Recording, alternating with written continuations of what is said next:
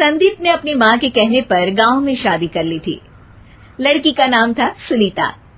माँ का कहना था एकदम मॉडर्न बहू नहीं होनी चाहिए, लेकिन उन्हें नहीं पता था कि गांव से आने वाली बहू सुंदर सुशील तो होगी और उसको गांव से बाहर भी निकाल लाएंगे, लेकिन उसके अंदर का गांव कैसे बाहर निकलेगा। शादी के कुछ दिन बाद, माँ टिफिन तो देना जरा। बेटा अब तो स्कूल नहीं ऑफिस जाता है, माँ से नहीं अपनी बीवी से टिफिन मांगा कर। ओके माँ। सुनीता टिफिन ले आओ। एक किलो टिफिन, इसके अंदर पिस्ता डाल दिया है। पिस्ता? पिस्ता क्यों? सास जी ने बोला था ना कि आपको पिस्ता बहुत पसंद है। ओहो, मैंने पिस्ता नहीं पास्ता बोला था, पास्ता। पास्ता? कहीं होता है पास्ता? अरे बेटी तू रहने दे, मैं बना दूंगी। अच्छा किया कि पाव भाजी बनाने का नहीं बोला, वरना किसी के पाव बना देती है।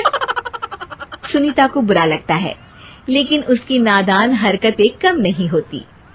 ऐसे ही एक दिन, अरे तुमने ये क्या लगाया है? अरे आप वो फूस फूस करके लगाते हैं ना, वही।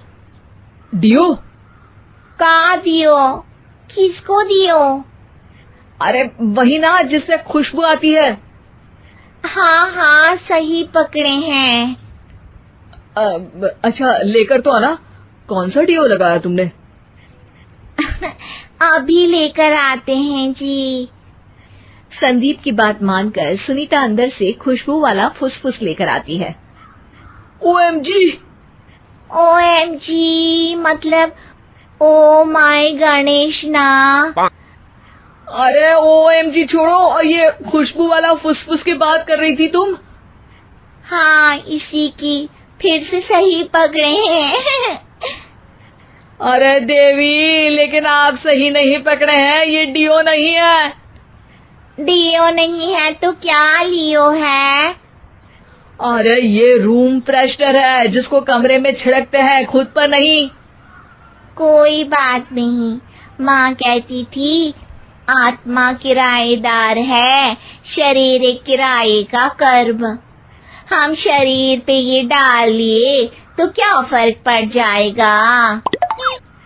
अरे बहू, ओ बहू, मेरे लिए फल तो ले आ, फिर मैं बाजार जाऊंगी। सुनीता अपनी सास के लिए फल लेकर आती है। अरे बेटा, पपीता, तरबूज और सेब फल ऐसे कैसे खा लूं? काट कर तो ले आ। माँ जी, मेरे गांव में तो खेत से उठा के सीधा खा लेते हैं। अरे ये तेरा गांव नहीं है ना। अरे संदीप, तू ही कुछ समझा देना इसको बेटा। मैं कैसे समझाऊं माँ, ये तो माइक्रोवेव को भी भट्टी बोलती है। कल मैंने बोला हाय कैसी हो, तो बोलती है किसी को हाय नहीं लगानी चाहिए। अरे सुनीता, तेरा क्या होगा?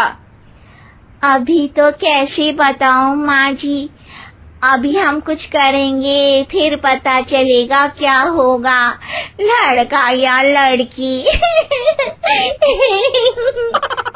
हे भगवान, कहाँ से आ गई है? रामपुर से जी, आप ही तो लेकर आए थे मुझे। अरे मुझे माफ कर दो। पहले कोई गलती तो करिए जी, आपकी तो सारी गलती माफ कर देंगे हम। हाँ अरे बहू, मेरी बात सुन। फल यानी कि फ्रूट जब भी लाए ना तो काट कर लाना, ठीक है? जी ठीक है माँ जी, फल यानी फ्रूट यानी काट के लाऊंगी।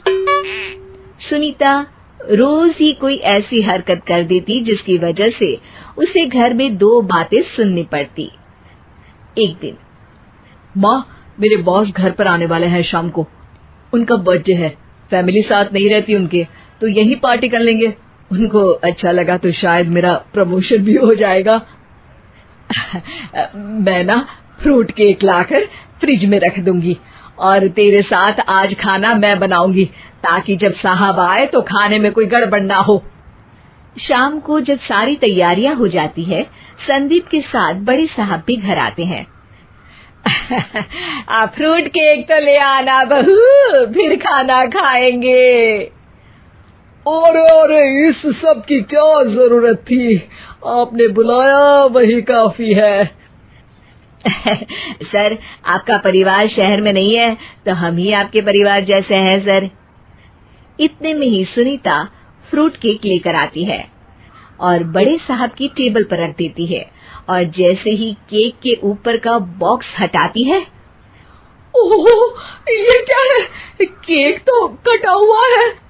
मैं तो ऐसा नहीं लाई थी। आप मुझे शाबाशी दे सकती है माँ जी, मैंने ही केक काट दिया।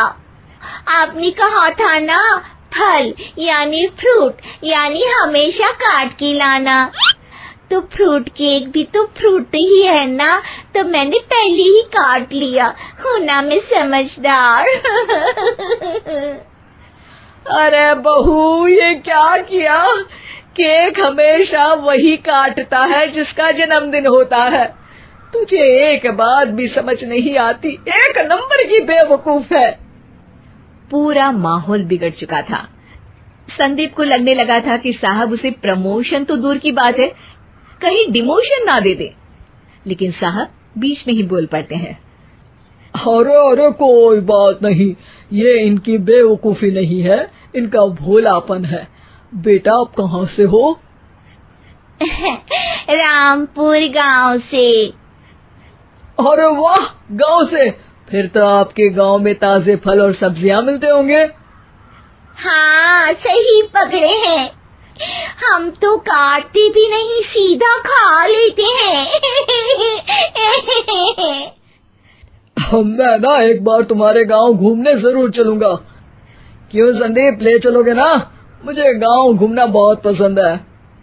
बस फिर क्या था, संदीप और सास दोनों खुश हो गए, क्योंकि साहब को सुनीता ने गांव की बात करके खुश कर दिया था। अब संदीप का प्रमोशन पक्का था। शिक्षा, कभी भी किसी भी गलती पर घबराना नहीं चाहिए। हो सकता है कि उस गलती की वजह से आगे बड़ा फायदा हो जाए।